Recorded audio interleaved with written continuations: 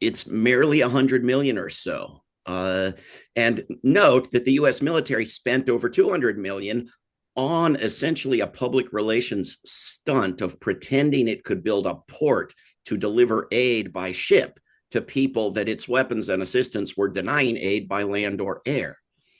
Uh, Two, various Israeli officials have explicitly stated that they are trying to starve people. Three, the excuse for cutting off the funding a year ago was one of numerous pieces of Israeli propaganda that ought not to have been grounds for cutting off anything, if true, and as far as anyone knows, was made up, like so much of the rest of it. Four, UNRWA immediately fired the people accused and later fired more besides. Five, all the other countries that had obeyed the sick Israeli US demand have since restored the funding. But I think funding relief to people being bombed and shot and blockaded is going to be of little value if it can't get to them and if they're still being killed. Months ago, we saw stories of aid being dropped into the sea, resulting in drownings of desperate people trying to retrieve it. It's also of little value if our governments engulf the world in a wider war.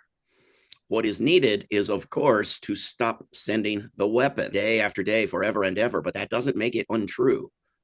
Beyond ceasing to send the weapons, we need a major shift of much more than a mere 100 million or two into actual aid from mass murder aid or so-called military aid. We need hundreds of billions of dollars so redirected. We need to try to persuade people to stop protesting having their money sent to supposedly help Israel and Ukraine rather than helping them in their country.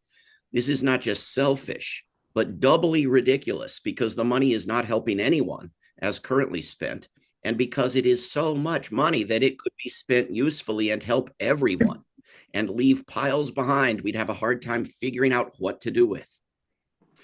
Of course, the Gaza aid flotilla and other efforts of people to send aid ought to be permitted to proceed, and governments ought to stop complying with US demands to uphold genocide.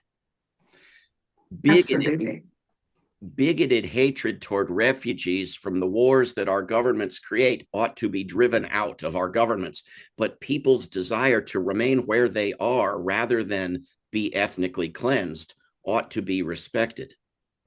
What is needed globally is for the governments of the world to find the courage and decency to use the General Assembly to block the weapons, sanction those shipping weapons, expel Israel from the United Nations, which Israel condemns despite the immunity the UN grants to Israel, and send unarmed peacekeepers.